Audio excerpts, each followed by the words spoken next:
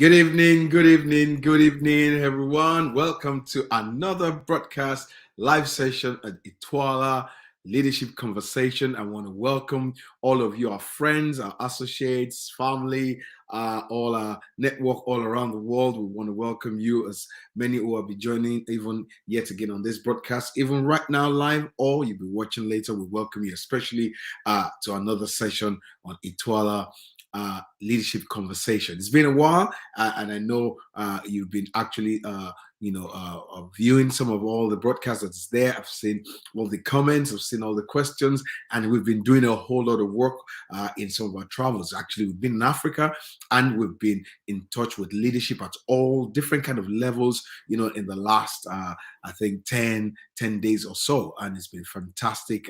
And part of it is what we're going to also be bringing into even our discussion or insight tonight. Tonight is going to be more of a presentation, and we're going to be taking on board as well your comments and your thoughts as well. Please do so. And as for those who are joining for the first time as well, I want to welcome you, and I want to invite you to please also subscribe to the channel. Press the notification bell so that you get alerts from us, especially anytime we're live like this, or we're doing even a repeat broadcast as well. But it's always a great honor to serve you, to come into your space at this time, same channel, every Monday evening, UK, 9 p.m. UK time. Tonight, we're continuing with our series on raising a new generation. A new generation has been our focus. And it's our focus because it is so important that leadership needs to prepare for a new generation. Leadership needs to be intentional about preparing for a new generation consistently. And that is why I think also it's very important for as many who will be joining again tonight, or those who will be watching this broadcast at another time. Please bring all your young ones, or your replacements. Let me put it about your replacements, your sons, your daughters, your staff, your team, and get together to be part of this broadcast as well, because I think it's part of that thing that we're talking about, and we're just one little part of those people who are contributing to this space of leadership, because it's required in our world. Why do we say that? We did a series sometimes and said leadership determines everything. It determines the state of our world, the state of our community, the state of our family, the state of our organization. It determines our own life. What are you being led with? So we got to be part of this. Everyone. So what we share is practical, that we all must be part of a new generation. We need to raise a new generation. And part of the things we're sharing, just the past week, I was in touch with different level of leadership, and we're discussing critical issues on leadership, especially while we were in the country of Nigeria, where there was leadership transition, and there was intense discussion on leadership issues, because that is one nation that has suffered a whole lot with either bad leadership, lack of leadership, or confused leadership. Different things has happened there, and we're just trying to make sure that we get it right, or we start to begin to go in the right direction. So there was a lot of discussion that we have been invited to, and we had the opportunity of being part of that discussion as well. And one of the things we began to share is that we need to understand that leadership needs to come with courage. Leadership needs to be courageous in order to even be able to prepare a new generation. And I said why a lot of leadership, are not preparing for the next generation. It's an evidence of the timidity, of the fear that is in there. When leadership is timid, when leadership is fearful, when leadership has no confidence in itself, there's a whole lot of things that's going to go wrong, and it's going to cause a ripple effect. When leadership does not have an assurance and a confidence in itself, then it will also stifle, succession program as well. So timid leaders don't prepare for their replacement because they're too timid to do that. They're too fearful to face the fact that they will have to leave that position one day. They're too fearful to admit the fact that they will not be there forever. So they will continue to manipulate. And that is one thing that everybody's got to have at the back of their mind. That, look, no matter how long you live, you will be replaced eventually. So why not just prepare? Why not prepare so that we can preserve your leadership legacy? And that is why it takes courage. courageous leadership to prepare a new generation. So this particular broadcast is really to challenge us, to let us begin to see a different perspective of leadership. Your leadership will not continue forever. However, for your leadership legacy to last and to be a benefit to others, then prepare others. Our world is in need of bold leaders who will take the responsibility to prepare young people who will be able to stand on their own. You know, we sometimes leaders we just want people to keep on depending on us. Our children cannot continue to depend on us. Our young people, our youth cannot continue to depend on us. So we need true leadership who will prepare them to stand on their own. And that was part of the discussion that we're having with a leadership in a country right now where there's been a transition. What are you going to do in the next 4 years? What do we expect in the 4 years? Don't let us talk about 4 years in 4 years' time. Let us talk about what we expect to see before 4 years. That at the end of 4 years, we already have a prepared team that we can hand over to who are younger and not the same old recycled leaders. And this is my charge to everyone today. To as many people who is going to watch this broadcast as well, I want to challenge you. Are you courageous? Are you brave enough to begin to prepare your replacements? It takes courage to want to give up power.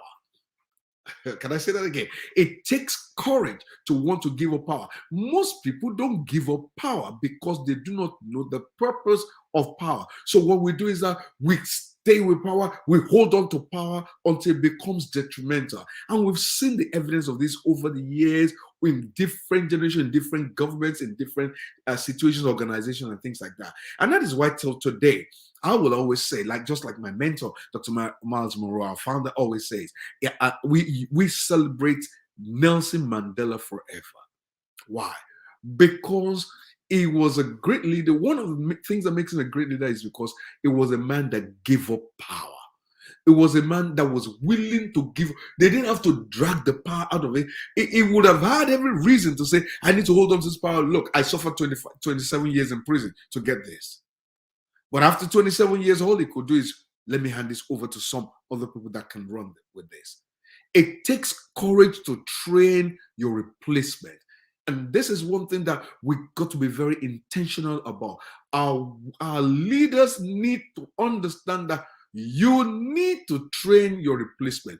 You need to prepare your replacement the moment you assume any form of leadership position, title, or vision. Begin to train others that will understand exactly what you do, that they will even be able to do it better. And that is why I will continue to reiterate it. Only courageous leaders dare to make themselves unnecessary. I remember sometimes ago, many years back, and I heard my mentor say this, I began to make myself unnecessary, and he taught me a little to do so. So I came back to our organization one day. I said, I'm now beginning to, and that was about, I think, I can't remember what year it was now. And I told the people that I need to begin to make myself unnecessary to you, because I knew already that there was another level of leadership that God, was taking me to. There were other things I needed to go, other places I needed to go, other horizons, other places I needed to reach out with the work we're doing as well. Not that I was abandoning that work, but there were going to be enough people to be able to do that without actually missing me. Because look, whatever I can do, I believe all these other people that have been working around me should be able to do it as well. So leaving them, moving away from them, got them working, actively. And that is why, I can remember this. I will never forget this. Say, in the good book, that it's expedient for me, that I go. It is very good to you that I go. It's courage that makes you hand over your job to another. It's working yourself out of a job.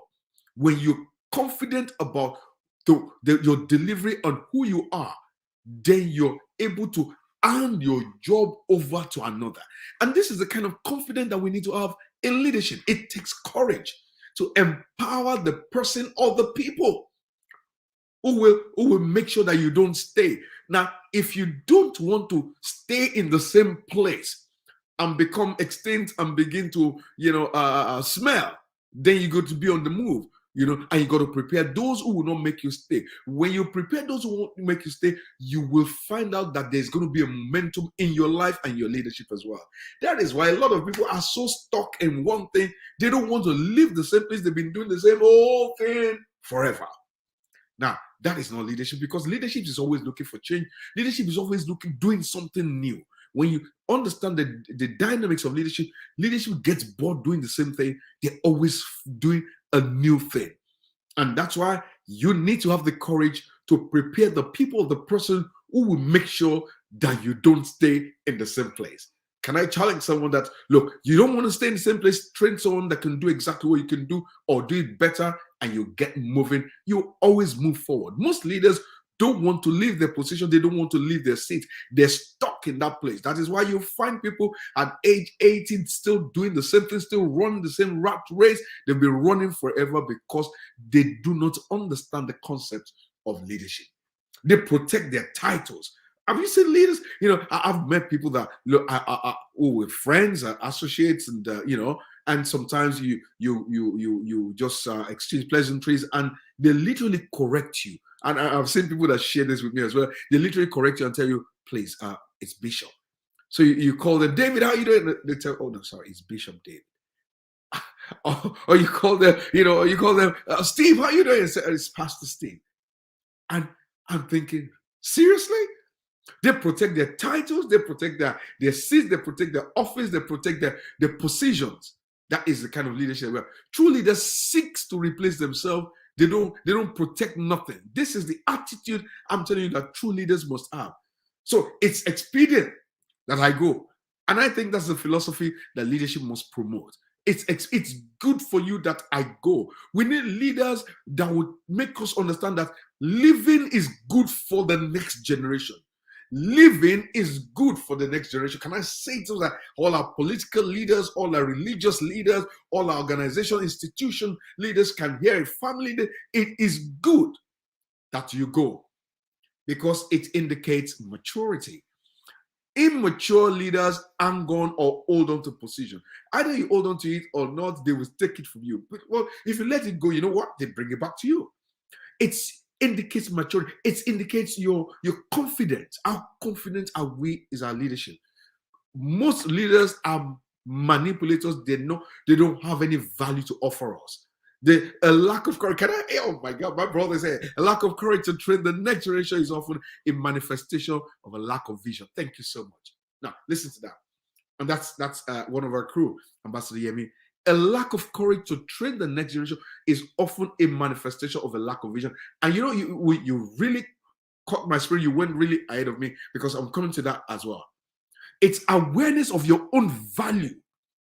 It's awareness of your own value. When you're aware of your value, the value that you bring to your world, to your space, then you're not intimidated in raising others.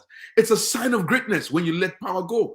It's a great sign. It's a sign of greatness. Let me give you wisdom. I'll never forget this word. And I told my mentor was sharing with us many years back, and I will never forget this. And I had to point this out myself that if your value, listen to this, if your value comes from being a pastor, a bishop, a doctor, or a mayor, or the director, or the senior administrator, or I ran into one before, a sole administrator, they had better not lose that job.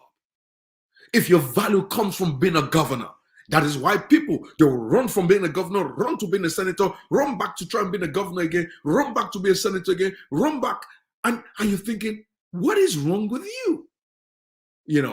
Because their value is tied or is in their position, is in their title or in their paycheck. Then wherever you go, you better tie that position to you. But you see, if you make sure that your value is not in any of those things, not in your title, not in your position, not in your seat, not in whatever you do, not in your paycheck, then wherever you go in life, your value just goes with you. You go with your value everywhere you go. And that is why we must not become so synonymous with our titles. True leaders seek to replace themselves. They give up power, and it shows the kind of value that they bring into the world. This is the kind of attitude that we want to generate, the world, and especially in the new generation that is coming behind us as well. True leaders must have this kind of attitude. It is expedient that I go. That is the philosophy we must promote amongst our young, amongst our new generation. However, this is not the case. Always be willing to relinquish power. It's a sign of greatness. Always, always, always be willing to relinquish power. Great leaders must always empower leaders to produce more leaders. Empower others, empower those around you, empower those working with you, empower those that you have influence over. Empower them, not to subject them, but empower them to rise up just alongside you. Most leaders only thrive in maintaining followers, and this is one of the things that that the political space do not really understand, and that is why we got to really understand the concept of democracy, because it is a concept that if you do not properly manage it, that's why we always say this, that a politician is not by default a leader. Now, a politician might use that route to get into the political system. However, you need to function as a leader within that context. If you function as a politician within the democratic system, then you will always need followers. You will only thrive by maintaining followership. Hence, all you dream about is the next election. How popular whatever you're going to do is going to be. And that is why for you to be a leader, you don't think about how popular. You have to make some tough decisions, just like one of our presidents has just done, in the nation where there's been a transition. He's made a decision that is not a popular decision, but it's a tough decision that is a leadership decision that has created a whole lot of controversy. But there are different sides to it, if you really listen to some of those things. But most leaders thrive in maintaining followers. Your leadership must not be measured by how many that is following you, but how well are you serving? It is not how many that's following you. Some people, they get into a position of leadership. It's like how many servants, how many people carrying their books, carrying their bags, carrying how many. You see some of our leaders, they go on the street and you see the amount, the entourage that is following them. And I'm thinking, this is expensive. That is why we have expensive governments, expensive offices, expensive titles that cost us a fortune to run. Why is this important? Because leadership begins with vision. Just like, Ambassador Yemi was saying there, leadership begins with vision. So true leaders are always preparing for the future because they can see what lies ahead. They know exactly when their leadership terminates, when they need to go next after this, when they need to give up this and go to the next position. They know the next level, the next step. They're aware of what is ahead. Hence, they begin to prepare the generation to take over from them. And that is why lack of courage to train the next generation is often a manifestation of a lack of vision. True leaders can see the end of the leadership. And that is why, listen to this, the ultimate goal of leadership is not to keep followers, but to produce leaders. Question is, are you? Am I? Are we all producing the next generation? Because the next generation is the responsibility of the present generation. The next generation is the responsibility of the present generation. We got to all be producing leaders. Everyone else, from our families, we got to produce sons and daughters that take responsibility. We got to be intentional about producing leaders. People, listen to me today. It's very, I was having this very, sometimes they call it is it a debate, leadership debate, and people literally were arguing about what leadership should not do, what leadership do, and things like that. And I said, look, number one, leadership has got nothing to do with followers. Yes, people follow great vision, great ideas, and the general convention is leaders keep the general convention. If you notice, check it all around in the government, in the religious space, in our organization, is that leaders generally just keep followers. It's like they need followers. Leaders must not need followers. Followership does not define your leadership. Can I put it that way? I think that's the right way. Followership does not define your leadership. It doesn't matter how many thousands follow you on Instagram, on Facebook. That doesn't define your leadership. So when you begin to investigate, because the concept of followership is a very dangerous one if we use it to define our leadership, and when you look at it very, very closely, the way people look at followership or follower, it simply has this connotation to it. It means you are less than me. It means subordinate. So we subordinate or we subject those who are followers. We treat them less than us. We give them less value. They give them a lesser seat. In fact, I've seen them even give them a lesser kind of service. So we serve you separately. So we give you 2 legs of the turkey, and we give you, because you're a follower, 1 or half a leg. And that's the connotation of what followership means in our world today. It means less significant. So we make them less significant in whatever we do. It's a dangerous concept. As leaders, so leaders has the temptation to easily oppress, abuse, or take advantage of their followers. Why? Because our leadership must not be measured by followership. Our leadership must be measured by the idea that everyone under your influence is a leader, and those people has the capacity to replace you and do exactly what you're doing. Are you getting my point? You know, this is, and really we opening up a whole lot of issues there, because if we really want to get leadership right, we better really open up all the mess that is in it already. Our leadership must be measured by the idea that everyone under your realm of influence, they're not your subordinates, they're not your subjects, they're not there for us to abuse, they're not there for us to subject them, they're not there for us to use them. Rather, we are meant to empower. We're meant to commit to mentoring them to becoming what we are, what we have done, and even better than what we are able to do. So a leader must be dedicated to this, to this very cause, bringing hope to those under your sphere of influence, bringing inspiration, motivating a new generation, bringing passion among those that are around us. That is the assignment of leaders. And that is one thing that the present generation needs to understand in order for us to prepare for the next generation. One of the key the things that came up in our discussion over the last 1 week as we're also preparing, and one of the things, the presentation we had to make was also on what leaders do. Leaders mentor. And somebody asked a question, so what do mentors really do? You know, and I believe somebody has asked that question, and it did resonate with me a whole lot. Somebody has asked that question on this forum as well. I thought, let's talk about that.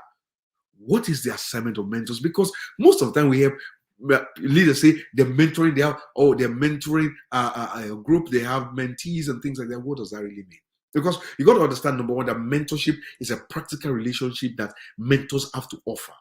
And everyone is born a leader. Everyone has the leadership capacity in them. So everyone needs to mentor others as well.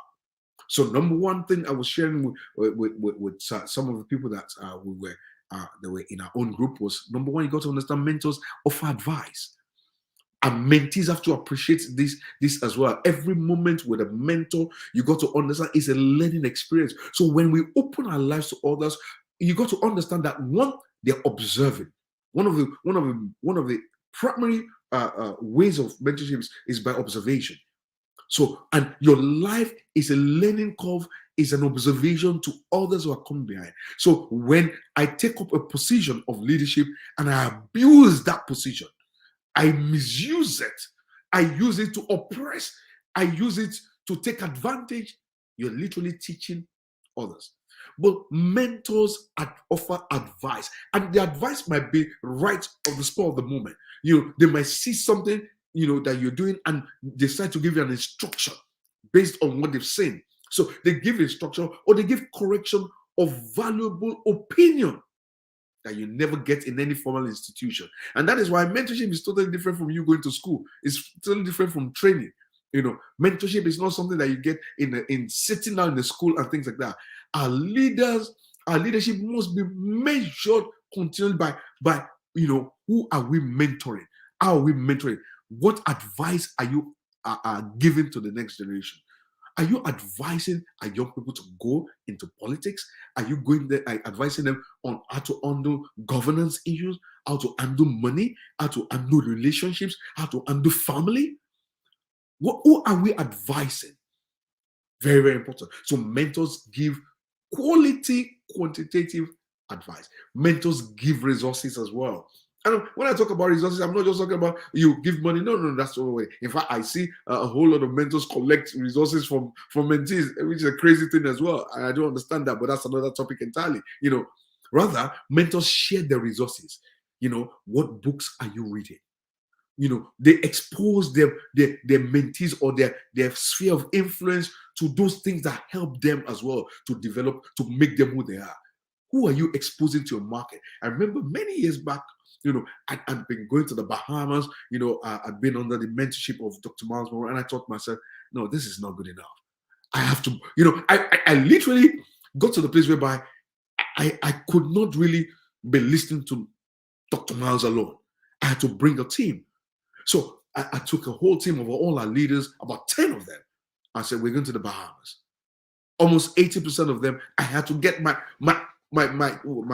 checkbook out and pay for the flight and everything to get there. Now, that was costly, but that was because there was something I was after. Exposing, your mentees to your market, exposing them to the programs, the things that you feed on. What books are you reading? Who are you listening to? Expose them to that kind of quality of content as well. They give mentees the freedom to emerge beyond their own level. Don't cage your mentees. Don't cage your replacement. Don't cage the generation behind you. Give them, empower them that they're able to soar higher and watch them. Put them on the driving seat, and let them drive. Let them try. The other day, my daughter is about to start driving, and she just wants to. I said, okay, just drive, but I got to sit beside you. I don't want you to drive too early. You still got to pass your driving test, but I'll sit beside you and you drive. And the other day, our mom was saying the same thing as well, and she was driving, and we sit beside her, and now she's moving around, maneuvering. You got to give them the freedom. And that's the kind of freedom. We need young people in the House of Representatives, in the Senate. We need young people in the Parliament. We have young people that go into Parliament and just watch what they do as well. We need in the developing nation the same thing. Mentors are role models for leadership function. How do we function in the role of leadership? Who can see how we make decisions?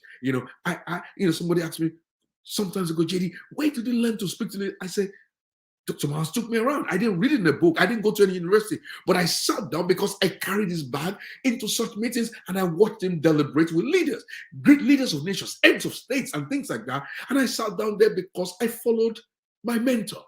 It opened me to that. They become role models. It took me, I remember the first time I flew into the Bahamas, and it took me into the board meeting. They were having the board meeting and he took me there and said, that's JD, and introduced me and he said, sit. And I sat. And they continued the meeting. And I was just watching. I came back home with different ideas for our organization. I began to run our schedules in different ways because I saw a model somewhere else. I began to get our organization to begin to do our administrative work in a totally different way. We began to vision for the whole year. We began to strategize, plan. I saw that because I saw a model from a mentor. Oh my God, our time is up. Our time is up. But what am I saying today? It's very expedient. It's very important that we prepare the next generation, and we got to be intentional, either from our families, in our businesses, in our institutions, in our governments, in our nations, in our communities. There's a need for us to prepare the next generation, or else the next generation will be a total disaster and our world will be a disaster. This is what we do in Ituala. And please, listen to what Ituala does. Ituala is that space whereby we train the trainers. We are in the leadership space to raise leaders. And that is why we keep on letting you know this is exactly what we do. Please listen to this clip. I look forward to seeing you next week when we come back. Hi, my name is Miles Monroe Jr., and I'm the chairman of the board for the International Third World Leaders Association. Our organization was birthed to respond to and address the critical need for quality, effective leadership development and training in the emerging developing nations. Our vision is to establish a global network of leaders from every discipline, committed to the highest